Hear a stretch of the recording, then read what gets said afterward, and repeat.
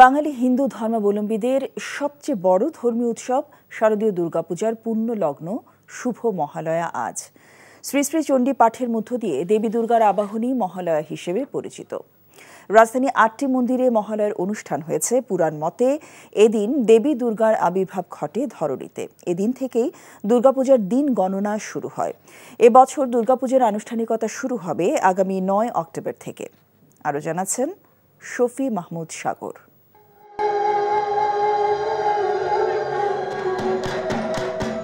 অশুভ শক্তির বিনাশিনী দেবী দুর্গার আগমন ধ্বনিত হয় মর্তে। ভাব মাধুরীর সঞ্জীবন তাই আনন্দিতা শ্যামলী মাতৃকার এ যে দেবী দুর্গার সূচনা লগ্ন। স্বর্গলোক থেকে মর্তে মহামায়ার দেবীর আগমনের ক্ষণ গণনা শুরু আজ থেকে। পূর্বাহ্নে চণ্ডীপাঠ, ঘট স্থাপন আর প্রার্থনা মন্ত্রে ছিল দেবী আগমনের আবাহন। আমরা সবাই চাই যে আমাদের দেশে সম্প্রীতি বজায় থাকুক, সেটা যে ধর্মেরই হোক, যে বর্ণেরই হোক। সবাই যেন ভালো থাকে, বিশ্ববাসী যেন ভালো থাকে, এই কামনাই করি। মায়ের এই আগমনের প্রেক্ষিতে এই সংকট কেটে যাক, পৃথিবীতে আমাদের সকলের শান্তি বর্ষিত হোক। পুরাণ মতে মহালয়ার দিনেই দেবী দুর্গা মহিষাসুর বধের দায়িত্ব পান। মহালয়ায় দুর্গার সৃষ্টির বর্ণনা আর দেবী বন্দনার সুরে মোহিত হয় ভক্তের হৃদয়। আমাদের সামনের যে দিনগুলো আসছে সেগুলো যেন মা সুন্দর এবং সুষ্ঠুভাবে সবার জন্য নিয়ে আসে। মায়ের কাছে চাওয়া এটাই যে এই স্বাধীনতা যেন আমাদের থাকে, এই স্বাধীনতা যেন রক্ষা করতে পারি। দুর্গার আগমন এটা একটা প্রতীকী উৎসব, মানে অশুভ নাশ করা, তারপরে অসুর নাশ করা এবং যত পাপ আছে সেই পাপ দূর করা, এই আশাটাই আমরা মনে মনে লালন করি। আগামী ৯ অক্টোবর মহাষষ্ঠীর মধ্য দিয়ে শুরু হবে শারদীয় দুর্গাপূজার মূল আনুষ্ঠানিকতা। ১৩ অক্টোবর দশমীতে প্রতিমা বিসর্জনের মাধ্যমে শেষ হবে দুর্গা উৎসব। সকল অশুভ শক্তির বিনাশে এবার দেবী দুর্গা মর্তে আসবেন পালকিতে চড়ে আর ফিরবেন গজে করে। শফি মাহমুদ সাগর, এনটিভি নিউজ, ঢাকা। দেশের দুর্বল ব্যাংকগুলো এখন চরম তারল্য সংকটে ভুগছে, যার খেসারত দিতে হচ্ছে সাধারণ গ্রাহকদের। অনেকেই এসব ব্যাংক থেকে প্রয়োজন অনুযায়ী টাকা তুলতে পারছেন না। বাংলাদেশ ব্যাংকের নিশ্চয়তায় দুর্বল ব্যাংকগুলোকে ঋণ দেবে সবল ব্যাংকগুলো, তবে এখনও সে প্রক্রিয়া তেমনভাবে শুরু হয়নি। বিশেষজ্ঞরা বলছেন গ্রাহকদের স্বার্থে দুর্বল ব্যাংকগুলোর পুনরুদ্ধার জরুরি। সেক্ষেত্রে কিছুটা সময় লাগবে বলেও মনে করছেন তারা। হাসানুল শাওনের রিপোর্ট। দীর্ঘদিন ধরেই নানা অনিয়ম আর দুর্নীতিতে জর্জরিত দেশের ব্যাংক খাত। নিয়ম না মেনে নামে বেনামে ঋণ নিয়ে লোপাট করা হয়েছে হাজার হাজার কোটি টাকা। ফলাফল দুরবস্থায় কিছু ব্যাংক, যাদের তারল্য সংকট এখন চরমে। কয়েকটি ব্যাংকের অবস্থা এমন যে তাদের অনেক শাখায় নগদ টাকার লেনদেন বন্ধ হওয়ার পথে। চাহিদা অনুযায়ী গ্রাহকদের টাকা দিতে পারছে না এসব ব্যাংক, যাতে ভোগান্তি আর অনিশ্চয়তায় গ্রাহকরা। ম্যানেজার অপারেশন ম্যানেজার বললো টাকা নেই, এবার কোন বিপদে পড়ি আল্লাহ জানে। টাকা আমার ৬ লাখ লাগবে, এখন যদি আমি ৫০,০০০ উঠে তো সমস্যা তো হচ্ছে। আমি আমার টাকা আমার দরকারের সময় খরচ করতে পারতেছি না, এর থেকে বড় ভোগান্তি আর কি হতে পারে। আমি তো ব্যাংকের কাছে দয়া চাচ্ছি না, ব্যাংক তো আমাকে লোন দিচ্ছে না, আমার টাকা আমি নিব সেটাই পাচ্ছি না। খোদ বাংলাদেশ ব্যাংকই বলেছে ১০টির মতো ব্যাংক দেউলিয়া হওয়ার পথে। অন্যদিকে আবার এটাও ঠিক, অনেক ব্যাংক দেউলিয়া হয়ে আছে, কিন্তু আমরা কাস্টমারের স্বার্থ রক্ষা করব। সংকট থেকে পুনরুদ্ধারে বিশেষ নজরদারিতে আনা হয়েছে ব্যাংকগুলোকে। এসব ব্যাংকের পরিচালনা পর্ষদ পুনর্গঠনের পাশাপাশি তারল্য সংকট কাটাতে নেওয়া হচ্ছে নানা উদ্যোগ। বাংলাদেশ ব্যাংক কিন্তু বেশ কিছু পদক্ষেপ গ্রহণ করেছেন যাতে করে কোনো ধরনের একটা অনিশ্চয়তা সৃষ্টি না হয়। বোর্ড পুনর্গঠন করে আর্থিক সহায়তা দিয়ে অন্যান্য ব্যাংক থেকে ঋণের ব্যবস্থা করে এটা, আর মধ্যমেয়াদে বিভিন্ন টাস্ক ফোর্স গঠন করে এই সেক্টরটার যে ধরনের সংস্কার দরকার সেটা।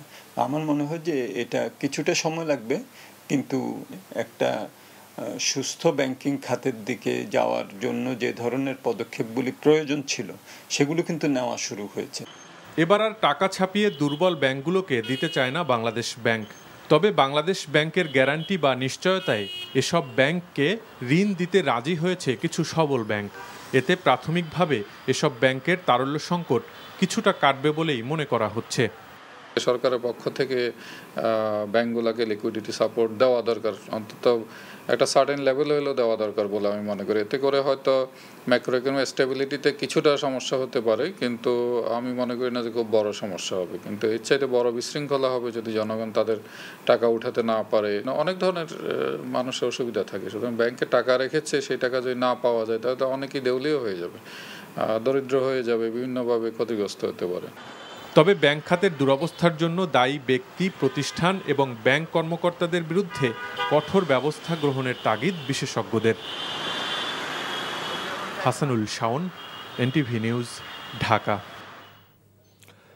জনগণের সরকার প্রতিষ্ঠা করতে দ্রুততম সময়ের মধ্যে নির্বাচন অনুষ্ঠানের তাগিদ দিয়েছে বিএনপি। নয়াপল্টন কেন্দ্রীয় কার্যালয়ে সংবাদ সম্মেলনে আহ্বান জানান বিএনপির স্থায়ী কমিটির সদস্য ডাক্তার AJM জাহিদ হোসেন। বর্তমান সরকারের প্রতি বিএনপির সমর্থন রয়েছে জানিয়ে তিনি বলেন, অন্তর্বর্তী সরকার যখন আলোচনায় বসতে চাইবে তাতে বিএনপি সাড়া দেবে। ডাক্তার জাহিদ বলেন, দেশকে অস্থিতিশীল করতে আওয়ামী লীগের দোসররা ষড়যন্ত্র করছে, তবে এসব ষড়যন্ত্র মোকাবেলায় দেশের মানুষ প্রস্তুত রয়েছে। যারাই বিগত সময়ের আন্দোলনে নির্যাতন চালিয়েছে তাদের দেশে ফেরত এনে বিচারের আওতায় আনার তাগিদ বিএনপির এই স্থায়ী কমিটির সদস্যের।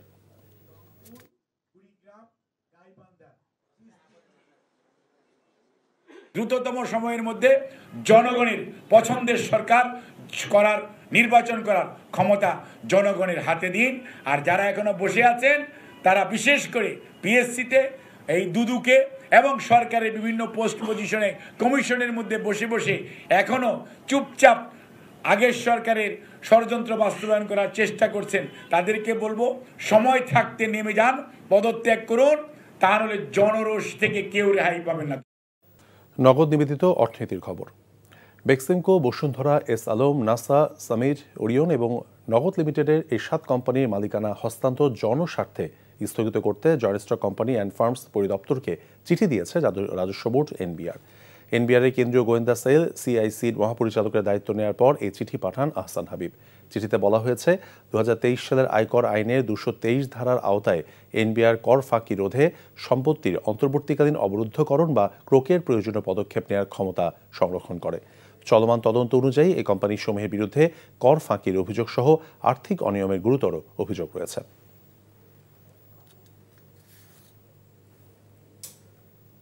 দীর্ঘ 55 ঘণ্টা পর নবীনগর চন্দ্রা মহাসড়ক থেকে অবরোধ তুলে নিয়েছেন আন্দোলনকারী তৈরি পোশাক শ্রমিকরা।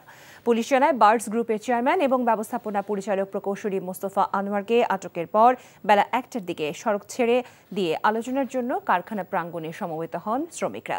সার্ভিস বেনিফিট সহ বন্ধ কারখানা খুলে দেওয়ার দাবিতে গত সোমবার থেকে আশুলিয়ার বাইপাইল এলাকায় মহাসড়ক অবরোধ করে রাখেন শ্রমিকরা। এতে জনভোগান্তি চরমে ওঠে। অবরোধ তুলে নেওয়ায় স্বাভাবিক হয়ে এসেছে যান চলাচল।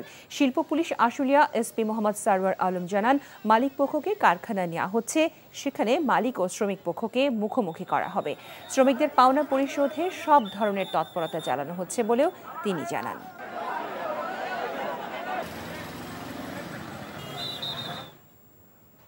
এনটিভির বার্তা সম্পাদক ও জাতীয় প্রেস ক্লাবের ব্যবস্থাপনা কমিটির সদস্য সীমান্ত খোকনের মরদেহে শ্রদ্ধা জানিয়েছে জাতীয় প্রেস ক্লাব ও বাংলাদেশ ফেডারেল সাংবাদিক ইউনিয়ন সহ বিভিন্ন সাংবাদিক সংগঠন। এরপর জাতীয় প্রেস ক্লাব ও তার কর্মস্থল এনটিভি কার্যালয়ের সামনে তার নামাজে জানাজা অনুষ্ঠিত হয়। পরে নিজ গ্রাম কিশোরগঞ্জের উদ্দেশ্যে রওনা হয় লাশবাহী অ্যাম্বুলেন্স। সেখানে তাড়াইল উপজেলার দামিহা ইউনিয়নের পারিবারিক কবরস্থানে তাকে দাফনের প্রস্তুতি চলছে। তার অকাল মৃত্যুতে শোক জানিয়েছেন বিএনপির মহাসচিব মির্জা ফখরুল ইসলাম আলমগীর, এনটিভির চেয়ারম্যান মোসাদ্দেক আলী এবং ডিএমপি কমিশনার। আপিল শাহরিয়ারের রিপোর্ট। মৃত্যু চিরন্তন, তবে অকাল মৃত্যু মেনে নেওয়া কঠিন। এনটিভির বার্তা সম্পাদক সীমান্ত খোকনের এমন মৃত্যুতে শোকাহত তার পরিবার, এনটিভি পরিবারের সদস্য সহ সাংবাদিক সমাজ। বুধবার জানাজা ও শ্রদ্ধা নিবেদনের জন্য জাতীয় প্রেস ক্লাবে নেওয়া হয় তার মরদেহ। এ সময় শোকাবহ পরিবেশে তার কর্মময় জীবনের স্মৃতিচারণ করেন সাংবাদিক পেশায় দীর্ঘদিনের সহযোদ্ধারা। তার ছেলেও জাতীয় প্রেস ক্লাব নিয়ে তার বাবার আবেগের কথা জানান। দীর্ঘ সময় ধরে আপনাদের সাথে ছিলেন, লাস্ট মনে হয় ম্যানেজিং কমিটির ইলেকশনের জন্য যে পরিমাণ এক্সাইটমেন্ট নিয়ে কাজ করেছে, আমি মনে হয় দেখি নাই বাবাকে ওইরকম ব্যবস্থায় আগে, তার যদি কোনো ভুল ত্রুটি থাকে আপনারা ক্ষমা দৃষ্টিতে দেখবেন। মেনে নেওয়া যায় না কোনোভাবে। এত একজন কর্তব্যনিষ্ঠ, অবায়ী, বন্ধুবৎসল, দায়িত্বশীল একজন তরুণ সাংবাদিককে আমরা হারিয়েছি। এ সময় সীমান্ত খোকনের রুহের মাগফিরাত কামনা করে সবার কাছে দোয়া চান এনটিভির পরিচালক আলহাস নুরুদ্দিন আহমেদ। সীমান্ত খোকন এনটিভি পরিবারের একজন সদস্য ছিলেন এবং আজকে আমরা আমার এনটিভির পরিবারের একজন সদস্যকে হারিয়েছি এবং আপনারাও আপনাদের বন্ধুকে হারিয়েছেন। উনি আর ফেরত আসবেন না, তারপরেও বলতে হয় সীমান্ত খোকন এনটিভিতে সবসময় থাকবেন, আমাদের মাঝেই থাকবেন। আর ওরা যদি কোনো ভুল ত্রুটি হয়ে থাকে আমি অনুরোধ করব আপনারা ওনাকে মাফ করে দেবেন। পরে বাদ জোহর ক্লাব প্রাঙ্গণে অনুষ্ঠিত হয় তার প্রথম নামাজে জানাজা। জাতীয় প্রেস ক্লাব, বাংলাদেশ ফেডারেল সাংবাদিক ইউনিয়ন, ঢাকা রিপোর্টার্স ইউনিটি সহ বিভিন্ন সাংবাদিক সংগঠন তার প্রতি শ্রদ্ধা জানান। পরে তার মরদেহ প্রিয় কর্মস্থল এনটিভি কার্যালয়ে নেওয়া হয়। এক যুগেরও বেশি সময় ধরে এ টেলিভিশনে কর্মরত ছিলেন তিনি। তাকে এভাবে বিদায় জানাতে হবে মানতেই পারছেন না সহকর্মীরা।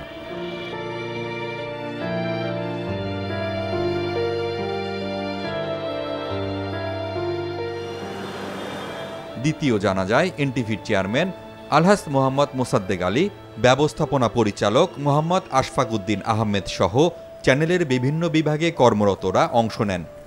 সকলের দিকে তাকালে আপনারা বুঝতে পারবেন যে তারা কোনোভাবেই তার এই অসময় চলে যাওয়াটা মেনে নিতে পারছেন না। তিনি নামাজি মানুষ ছিলেন, ক্রিয়েটিভ মানুষ ছিলেন, সর্বোপরি তিনি একজন ভালো মানুষ ছিলেন। আমরা আল্লাহর কাছে দোয়া করি তার এই ভালো কাজের বিনিময়ে আল্লাহ তার রুহের মাগফিরাত দিক এবং দেশবাসীর জন্য আমরা তার জন্য দোয়া কামনা করছি। এরপর তার মরদেহ নেওয়া হচ্ছে গ্রামের বাড়ি কিশোরগঞ্জের তারাইল উপজেলার দামিহা ইউনিয়নে। তৃতীয় জানাজা শেষে পারিবারিক কবরস্থানে চিরনিদ্রায় সমাহিত করা হবে সীমান্ত খোকনকে। মঙ্গলবার ঢাকার শান্তিনগরের বাসায় মারা যান তিনি। Apple Shahriar, NTV news, Dhaka. আগামী শনিবার থেকে রাজনৈতিক দলগুলোর সাথে অন্তর্বর্তীকালীন সরকারের প্রধান উপদেষ্টা অধ্যাপক ডক্টর মোহাম্মদ ইউনূসের সংলাপ শুরু হচ্ছে। প্রধান উপদেষ্টার প্রেস সচিব শফিকুল আলম আজ সংবাদ সম্মেলনে একথা জানান। রাজধানীর ফরেন সার্ভিস একাডেমিতে সংবাদ সম্মেলনে অনুষ্ঠিত হয়। তিনি বলেন, সংলাপে রাজনৈতিক দলগুলোকে ৬ সংস্কার কমিশনের কাজের অগ্রগতি সম্পর্কে অবহিত করা হবে। তার সাথে আইন শৃঙ্খলা বিষয়েও আলোচনা করা হবে। এসব বিষয়ে রাজনৈতিক দলগুলোর পরামর্শ নেওয়া হবে বলে উল্লেখ করেন প্রেস সচিব। এ সময় অন্তর্বর্তী সরকারের নানা পদক্ষেপের সমালোচনা প্রসঙ্গে তিনি বলেন, বিপ্লবের পর যে সরকার গঠন হয়েছে তা জনগণের সরকার, তাই যা সিদ্ধান্ত নেওয়া হচ্ছে তা জনগণেরই সিদ্ধান্ত। প্রধান দলগুলোর সাথে উপদেষ্টা মণ্ডলী কথা বলবেন এবং আপনারা শনিবারই জানবেন কাদের সাথে কথা হচ্ছে। কমিশনগুলোর যে কাজ হচ্ছে সেই কাজের অগ্রগতি অবহিত করা, আর একটা হচ্ছে যে বাংলাদেশের এখন যে ল অ্যান্ড অর্ডার যে সিচুয়েশন আমরা কতটুকু ইমপ্রুভ করলাম সেগুলোকে তাদের সাথে মত বিনিময় করা। আর আপনি আবার বলি, এই ডায়ালগটা হচ্ছে একটা চলমান প্রক্রিয়া, এর আগেও 2 দফা হয়েছে। চাকরিতে প্রবেশের বয়স বাড়াতে শিক্ষার্থীদের দাবি যৌক্তিক, তবে কত বাড়ানো হবে সে সিদ্ধান্ত 7 দিনের মধ্যে সুপারিশ করা হবে বলে জানিয়েছেন চাকরিতে প্রবেশের যৌক্তিক বয়সসীমা নির্ধারণে সরকার গঠিত কমিটির আহ্বায়ক আব্দুল মুঈদ চৌধুরী। সকালে সচিবালয়ের শিক্ষার্থীদের সাথে বৈঠক শেষে একথা বলেন তিনি।